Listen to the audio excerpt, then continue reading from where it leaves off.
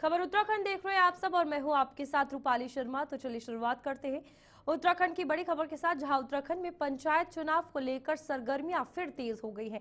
इस बार सरकार ने पंचायतों पर छाए संवैधानिक संकट को खत्म कर दिया है। पंचायत चुनाव से पहले पंचायतों में प्रशासक फिर नियुक्त कर दिए गए हैं, जिसमें शासन ने जुलाई 2025 तक का या चुनाव होने तक इनको नियुक्त किया गया है।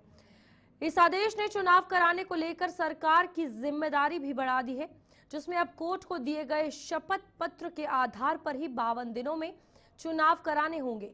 आपको बता दें कि प्रशासक नहीं होने से 7400 पंचायतें मुखिया विहीन चल रही थी, जो अब प्रशासकों के आने से गुलजार हो गए हैं।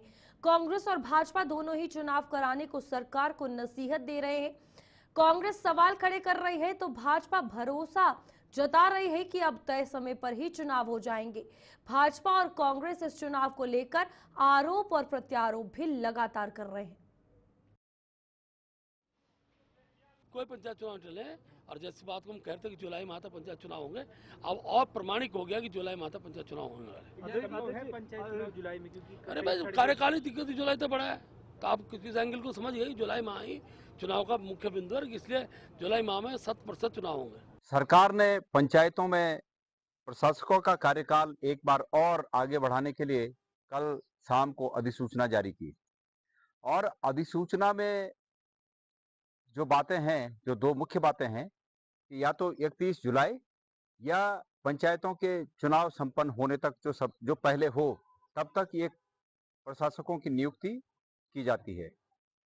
मैं ये समझता हूं कि प्रदेश में ये भ्रष्टाचारी सरकार, ये अकर्मण्य सरकार, ये फजूल के बोझ की सरकार, ये संवैधानिक दायित्व को नहीं निभा पा रही है कि पंचायतों में समय पर चुनाव हो, और समय पर न हुए तो अब सरकार ने इस जो कल की अधिसूचना है, इस अधिसूचना के मंतव्य को यदि ठीक से समझा जाए तो सरकार ने कोई समय सीमा इसमें तय नहीं की, क्योंकि दोनों बातें लिखी हुई हैं।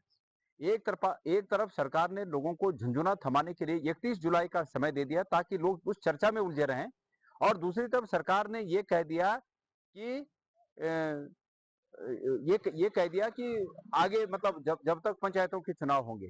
तो सरकार जो है, मैं समझता हूं कि एक तरफ धामी जी ये कहते हैं कि भाई हम तैयार हैं, माननीय मुख्यमंत्री होने के बाद अगर वो इस बात को कहते हैं कि हम तैयार हैं, तो आखिर क्यों चुनाव नहीं हो रहे हैं, क्यों, कौन तैयार? वहीं उत्तराखंड में चार धाम यात्रा सुचारू रूप से चल रही है। शुरुआती दिनों में जरूर इन्फ्लुएंजा वायरस के कारण घोड़े खच्चरों की मौत हुई थी, लेकिन मामले को पशुपालन विभाग ने बड़ी गंभीरता से लेते हुए स्थिति को बेहतर तरीके से संभाल लिया। रुद्रप्रयाग के प्रभारी मंत्री सौरभ भगोना ने बताया कि सरकार की प्राथमिकता देश विदेश से आ रहे श्रद्धालुओं को बेहतर व्यवस्था देना है, जिसके तहत यात्रा सुगम बनाने के लिए प्रयास किए गए हैं। घोड़े खच्चर केदारनाथ यात्रा के महत्वपूर्ण अंग है। अगर ये बीमारी अत्यधिक फैलती है तो इसका नुकसान यात्रा पर पड़ता है, लेकिन पशुपालन विभाग की सतर्कता के कारण बीमारी को समय से पहले ही रोक दिया गया, जिससे बहुत बड़ा फायदा इस यात्रा में हुआ।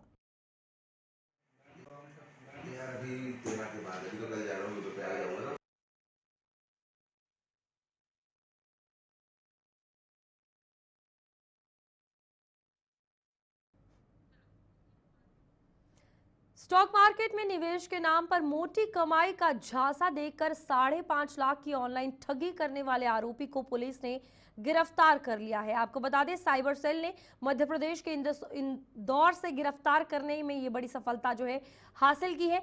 आरोपी को पुलिस ने कोर्ट के आदेश पर जेल भेज दिया है। आपको बता दें कि कीर्ति नगर निवासी सौरभ कुमार से ऑनलाइन धोखाधड़ी का मामला सामने आया था। शिकायत मिलने पर पुलिस ने मामले में मुकदमा दर्ज कर आरोपी को गिरफ्तार किया है।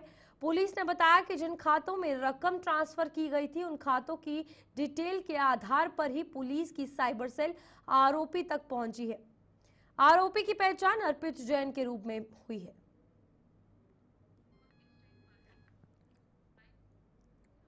वहीं ऋषिकेश में एक बड़ा हादसा पेश आया है, जहां युवक की डूबने से मौत हो गई है। पूरा मामला मस्तराम घाट का बताया जा रहा है। थाना लक्ष्मण झूला क्षेत्र अंतर्गत मस्तराम घाट पर नहाने के दौरान एक युवक गंगा में डूब गया। सूचना मिलते ही एसडीआरएफ ढालवाला की टीम मौके पर पहुंची। डीप डाइवर रमेश भट्ट के नेतृत्व में चलाए गए रेस्क्यू ऑपरेशन में शव को गहराई से खोजकर बाहर निकाला गया। प्राप्त जानकारी के अनुसार युवक हरियाणा के सोनीपत से अपने 4 दोस्तों के साथ ऋषिकेश घूमने आया था। गंगा में नहाते समय ये दर्दनाक हादसा पेश आया। युवक की पहचान टीकाराम पुत्र गुलाब सिंह निवासी सोनीपत हरियाणा के रूप में हुई है। वही एसडीआरएफ की त्वरित कार्रवाई ने फिर साबित किया कि आपदा हो या हादसा, एसडीआरएफ हर मोर्चे पर तत्पर है।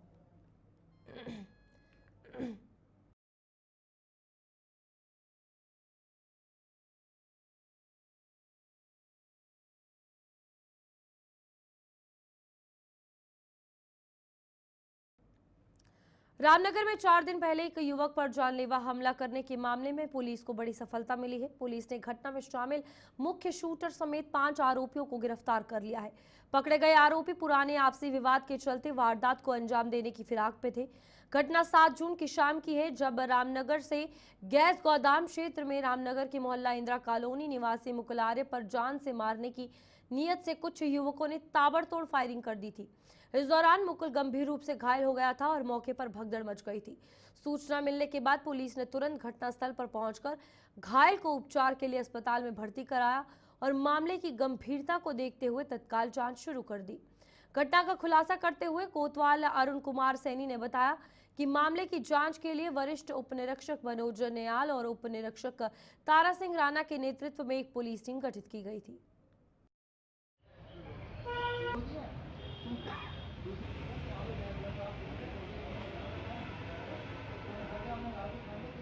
4 दिन पूर्व एक मुकुल आर्य को गोली मारकर घायल कर दिया था। जान से मारने की नीयत से फायर किया गया था। इसमें पीड़ित परिवार की तरफ से एक एफआईआर दर्ज हुई थी, जिसमें 5 लोग नामजद तथा 12-13 अज्ञात के विरुद्ध पंजीकृत किया गया था। उक्त घटना में शामिल जो मुख्य शूटर है जिसने फायर किया था, उस सहित 5 लोगों को आज गिरफ्तार कर लिया गया है। इनको माननीय न्यायालय में पेश किया जा रहा है।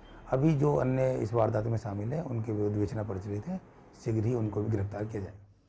सतपुतली थाना क्षेत्र में जेसीबी से युवक की हत्या करने के मामले में पुलिस ने आरोपी प्रवीण बर्थवाल को हरियाणा से गिरफ्तार कर लिया है। ये घटना 7 जून की रात को हुई थी, जब प्रवीण ने आपस में विवाद होने के बाद सुमन देवरानी की हत्या जेसीबी बकेट से कर दी थी। घटना के बाद से ही पुलिस आरोपी की तलाश में जुटी हुई थी।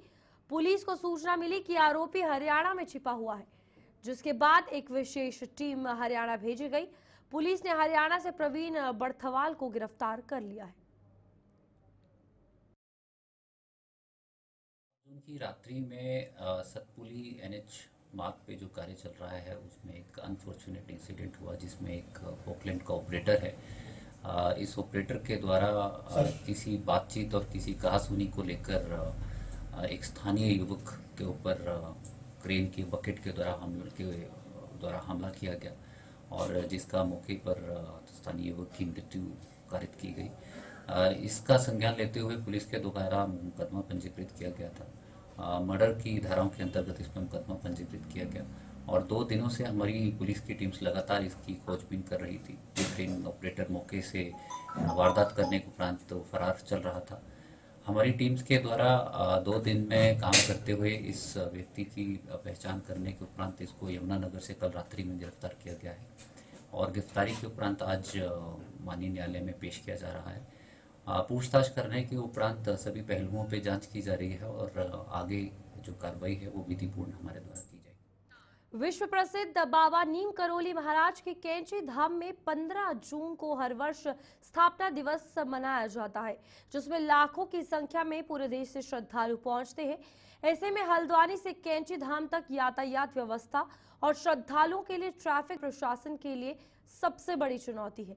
इन्हीं व्यवस्थाओं को देखते हुए जिला प्रशासन ने इस बार कई महत्वपूर्ण निर्णय लिए हैं, जिनमें कैंची धाम दर्शन को आने वाले श्रद्धालुओं को काठ गोदाम और हल्द्वानी रोडवे स्टेशन से शटल सेवा के माध्यम से भेजा जाएगा।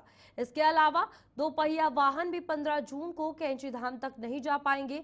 Haldwani city magistrate AP Vajpayee ने बताया कि जिला प्रशासन के निर्देश पर 100 वाहनों का इंतजाम कर प्रशासन शटल सेवा चलाएगा, जिसमें कि सभी लोग शटल सेवा के माध्यम से जाएंगे ताकि जाम की स्थिति से बचा जा सके। इसके अलावा अन्य व्यवस्थाएं भी प्रशासन द्वारा की जा रही हैं।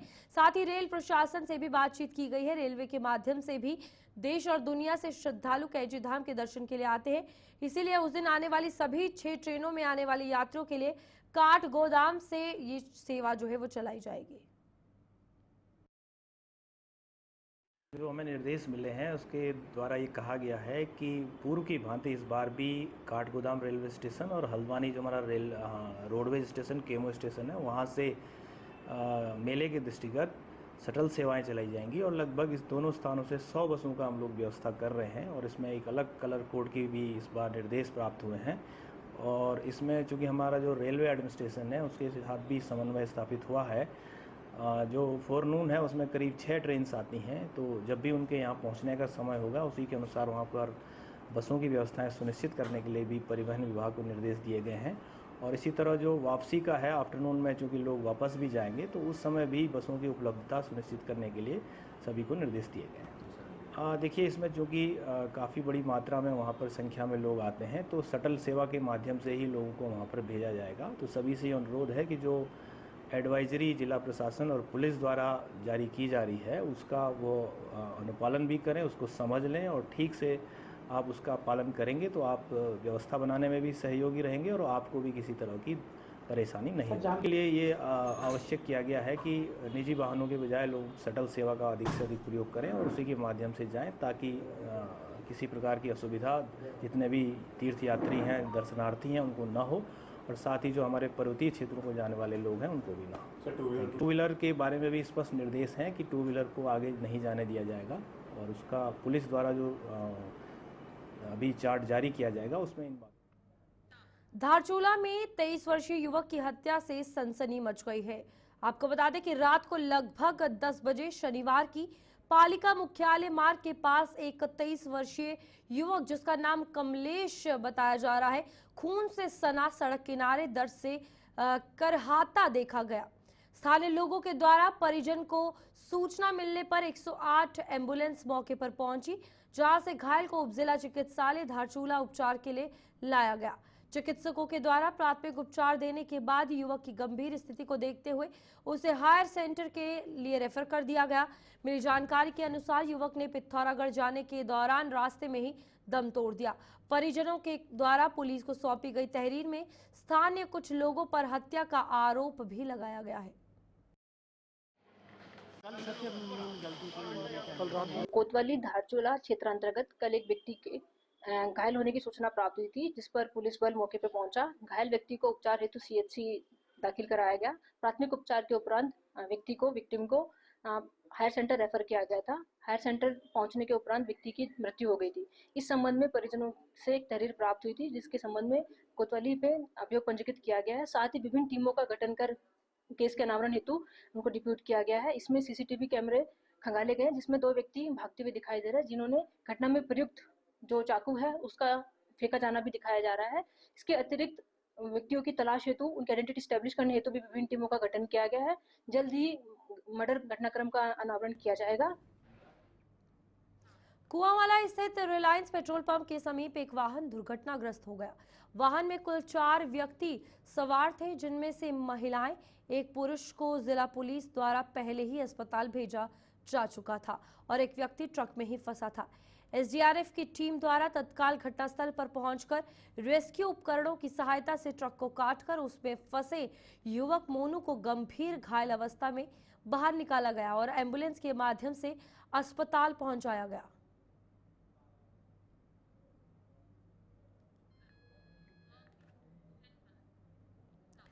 केंद्र में मोदी सरकार के 11 वर्ष पूर्ण होने पर मुख्यमंत्री पुष्कर सिंह धामी ने देहरादून स्थित भाजपा प्रदेश कार्यालय में पत्रकारों से संवाद करते हुए सरकार की उपलब्धियों को ऐतिहासिक बताया है।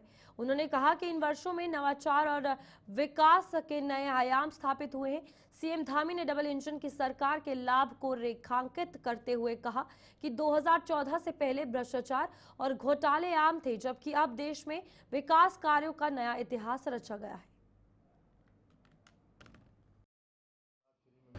राजनीति के उस ऐतिहासिक कालखंड कि एक महत्वपूर्ण पड़ाव के पूर्ण होने के अवसर पर यहाँ पर उपस्थित हुए हैं, जिसमें आदरणीय प्रधानमंत्री जी के नेतृत्व में आज भारत दुनिया की एक बहुत बड़ी वैश्विक शक्ति बना है, सक्षम, समृद्ध और आत्मनिर्भर राष्ट्र के रूप में स्थापित हुआ है।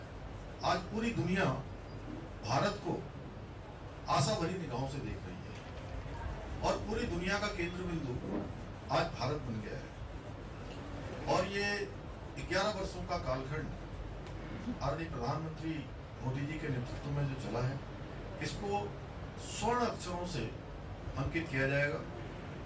इस कालखंड में विकसित भारत और आत्मनिर्भर भारत के संकल्पों को सिद्धि तक पहुंचाने के लिए अनेक महत्वपूर्ण प्रयास हुए हैं। प्रधानमंत्री जी ने और उनकी सरकार ने रात दिन लगातार इसके लिए प्रयास किया है और ये यात्रा 2014 से आदरणीय प्रधानमंत्री श्री नरेंद्र मोदी जी के नेतृत्व में भारत की जनमानस की आशाओं, आकांक्षाओं को धरातल पर उतारने की यात्रा रही है। देश की आजादी के बाद देश का जनमानस जो सरकारों से उम्मीद करता था, अपेक्षाएं रखता था, आशा रखता था, उसको धरातल पर उतारने का काम प्रधानमंत्री मोदी जी के नेतृत्व में हुआ और उन्होंने सबका साथ, सबका विकास, सबका विश्वास, सबका प्रयास के मूल मंत्र के साथ हमेशा राष्ट्र प्रथम की भावना को आत्मसात करते हुए राष्ट्र के नवनिर्माण के अनेक मार्ग बढ़ाए हैं, अनेक मार्ग प्रशस्त किए हैं। और प्रधानमंत्री जी के नेतृत्व में ये कालखंड न केवल भारत के उज्जवल भविष्य की मजबूत रखने वाला है, बल्कि हमारी समृद्ध सांस्कृतिक विरासत के संरक्षण और संवर्धन के लिए भी बहुत महत्वपूर्ण रहा है। और इन 11 वर्षों की इस गौरवशाली यात्रा को कुछ बातों में, कुछ पन्नों में समेटना आसान नहीं है, लेकिन मैं आपको फिर भी आज के इस महत्वपूर्ण अवसर पर, जहां औपचारिक रूप से आज सब लोग आप लोग उपस्थित हैं, कुछ महत्वपूर्ण तथ्यों से भी अवगत कराना चाहूँगा। बालावाला देहरादून में आयोजित 7 दिवसीय श्रीमद् भगवत कथा महोत्सव के अंतर्गत आचार्य शशिकांत जी महाराज ने प्रथम स्कंद का भावपूर्ण वर्णन प्रस्तुत किया। उन्होंने श्री सूत जी और शौनक आदि ऋषियों के संवाद, कलयुग में भागवत श्रवण की महत्वता तथा भगवान श्री कृष्ण के गमन के बाद धर्म की स्थिति को स्पष्ट किया। व्यासदेव द्वारा भक्ति, वैराग्य और ज्ञान की स्थापना हेतु भगवत रचना की प्रेरणा को भी विस्तार से समझाया। भजन कीर्तन और हरिनाम संकीर्तन से वातावरण आध्यात्मिक ऊर्जाओं से सराबोर हो गया। प्रतिदिन बड़ी संख्या में श्रद्धालु कथा श्रवण हेतु उपस्थित हो रहे हैं। अगले दिन द्वितीय स्कंद की कथा का आयोजन जो है वो भी किया गया।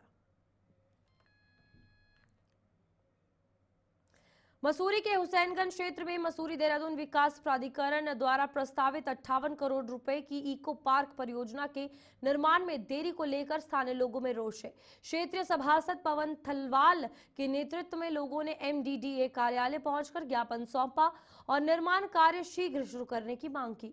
उनका कहना है कि यह पार्क न केवल पर्यावरण संरक्षण को बढ़ावा देगा, बल्कि पर्यटन, रोजगार और स्थानीय अर्थव्यवस्था को भी सशक्त करेगा।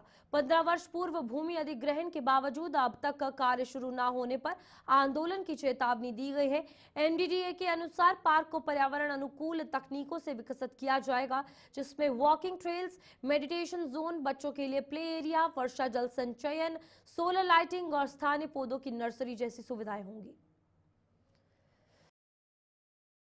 मसूरी ने MDDA को ये जगह दी थी, हस्तांतरित की थी, उसी के तहत ये पार्क बनना चाहिए और यथाशीघ्र भी ये पार्क बने, ताकि यहाँ स्थानीय लोगों को एक रोजगार मिले और मसूरी को एक नया पर्यटन स्थल डेवलप हो। मैं चाह रहा हूँ कि ये न तो DPR की बात कर रहे हैं कि इसकी DPR बनी है, नहीं बनी, और बनी है तो किस स्तर की बनी है, ये समस्त लोगों को इसकी जानकारी होनी चाहिए कि 12 साल में अगर किसी DPR को बनने में 12 साल लगते हैं, DPR तो मैं समझता हूँ मुश्किल से 8-10 साल लगते हैं, सॉरी 8-10 दिन।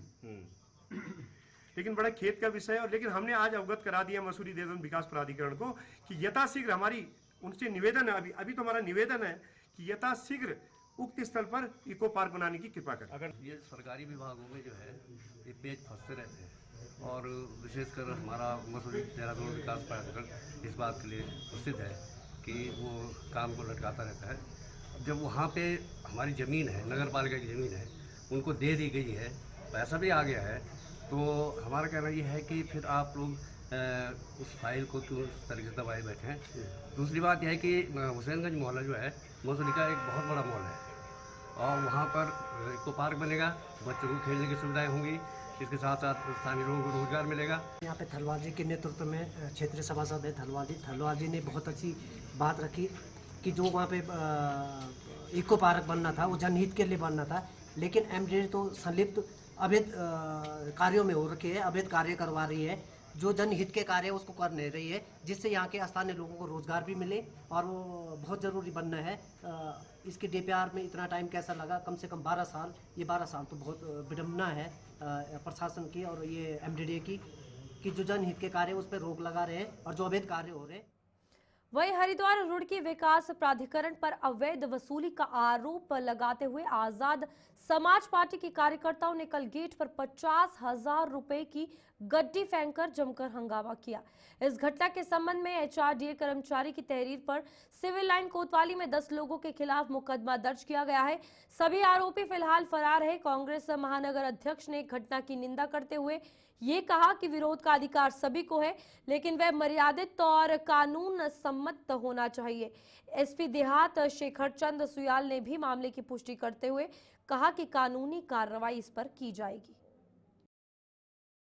देखो, ये तो सब लोगों को पता है कि एचआरडीए में कहीं ना कहीं बड़े पैमाने पर कुछ गलतियां हैं और भ्रष्टाचार भी है, क्योंकि महक सिंह एक पार्टी के प्रदेश अध्यक्ष हैं।